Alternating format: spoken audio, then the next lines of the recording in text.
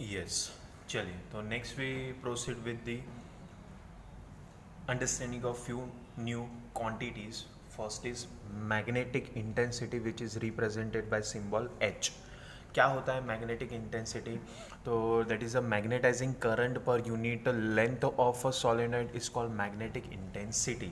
मतलब एक सोलेनॉइड के ऊपर जब वो टर्न्स हम वाउंड करते हैं ना, वायर वाउंड करते हैं ना, उस हर एक टर्न में से कितना करंट जाएगा, तो उसका लेंथ लेते हैं। मान लीजिए 1 मीटर लेंथ है, तो 1 मीटर लेंथ में से कितना करंट पास हो रहा है जो उस सॉलिनॉइड के अंदर रखे हुए सब्सटेंस को मैग्नेटाइज करेगा, यानी वो हो जाएगा हमारा मैग्नेटाइजिंग करंट।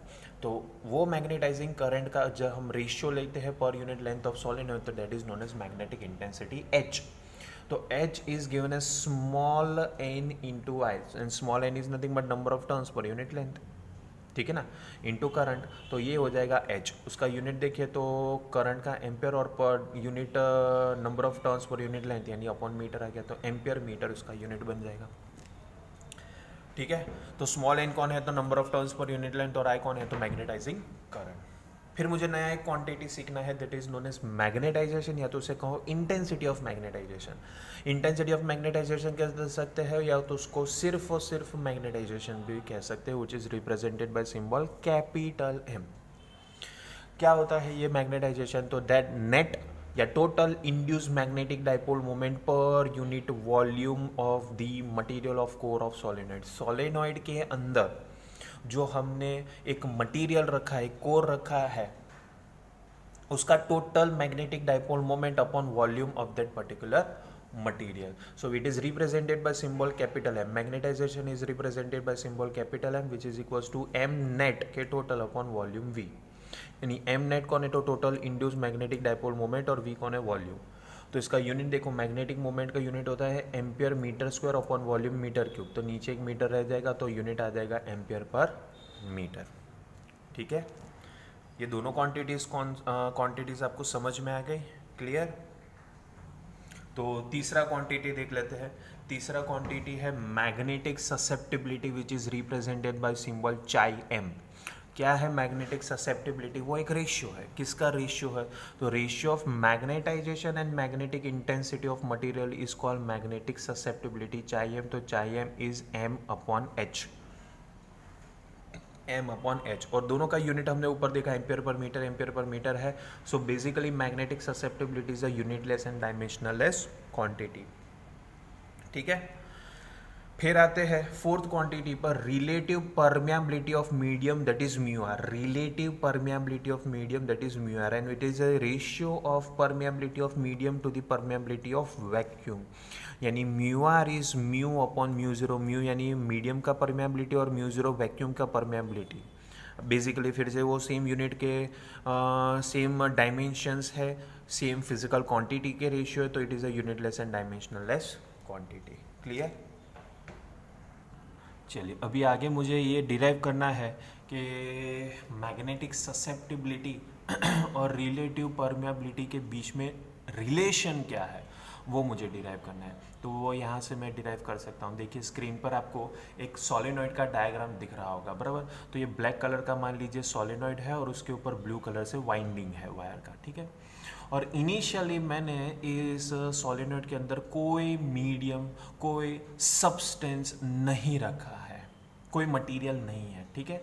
तो consider a solenoid having small and turns per unit length, having current I in absence of any material as core. अभी यहाँ पर कोई कोर यानी कि मटेरियल नहीं है, वैक्यूम है, पूरा पूरा वैक्यूम है। तो उस सिचुएशन में सोलेनॉइड के अंदर मैग्नेटिक फील्ड कितना होगा, तो वो तो हमने फोर्थ चैप्टर में पढ़ा है। Magnetic field inside a solenoid in absence of core is B equals to mu zero small ni, और इसे मैं B0 कहूँगा। B0 stands for vacuum magnetic field, यानी कि कब यहाँ पर अभी कोई मटीरियल यानी कि कोर नहीं है, ठीक है। तो म्यू जीरो स्मॉल ni, लेकिन अभी तो हमने पढ़ा कि स्मॉल ni को क्या कहते हैं, H, मैग्नेटिक इंटेंसिटी। तो B0 equals to mu zero into H हो गया, ठीक है। ये समझ में आया सबको, क्लियर? तो अब आगे बढ़ते हैं। अभी हमने सोलेनॉइड के अंदर एक मटेरियल इंसर्ट कर दिया है, और उतना ही वॉल्यूम का मटेरियल आपको लेना है जितना वॉल्यूम का ये सोलेनॉइड है। बराबर। यानी पेन के अंदर रिफिल होता है ना, ऐसा पूरा पैक, रिफिल के बीच में तो वो पेन के अंदर तो रिफिल जाता है तो आजू बाजू गैप रहता है, वैसा नहीं रहना चाहिए, पूरा पैक हो जाना चाहिए सोलेनॉइड। तो जितना सोलेनॉइड का वॉल्यूम है उतना ही वॉल्यूम का हमें कोई मटेरियल लेना है। तो introduce a core of material which magnetic properties have to be studied, जिसका प्रॉपर्टी हमें फाइंड करना है, स्टडी करना है, उसको इस सोलेनॉइड के कोर के अंदर इंसर्ट कर दीजिए। तो अब टोटल मैग्नेटिक फील्ड कितना हो जाएगा, B equal to B0 plus BM। B0 हो जाएगा वैक्यूम का मैग्नेटिक फील्ड, सोलेनॉइड का मैग्नेटिक फील्ड, और BM हो जाएगा मटेरियल का मैग्नेटिक फील्ड। तो मटेरियल का मैग्नेटिक फील्ड क्या लिख सकते हो, दैट विल बी म्यू0 इंटू एम, मैग्नेटाइजेशन, क्योंकि मैग्नेटाइजेशन करेगा कौन, सोलेनॉइड। किसका मैग्नेटाइजेशन होगा, तो मटेरियल का ना, तो मटेरियल का मैग्नेटाइजेशन ही आ जाएगा, बराबर। तो इसे यहाँ पर सब्स्टिट्यूट कर दीजिए, तो टोटल मैग्नेटिक फील्ड हो जाएगा म्यू0 इंटू एच प्लस म्यू0 इंटू एम। दोनों में से क्या कॉमन निकला, म्यू0, तो म्यू0 equals to H plus M हो गया। यहाँ तक सबको डेरिवेशन समझ में आ गया, प्लीज़ कंफर्म, गुड। चलिए अभी आगे बढ़ते हैं।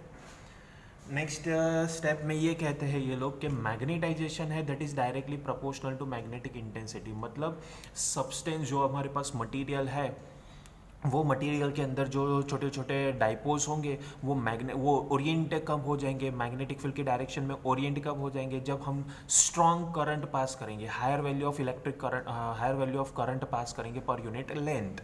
और करंट पर यूनिट लेंथ तो कौन है, दैट इज मैग्नेटिक इंटेंसिटी। यानी जितना ज़्यादा मटेरियल का मैग्नेटाइजेशन आपको करना है उतना ही ज़्यादा करंट पर यूनिट लेंथ आपको फ्लो करना पड़ेगा।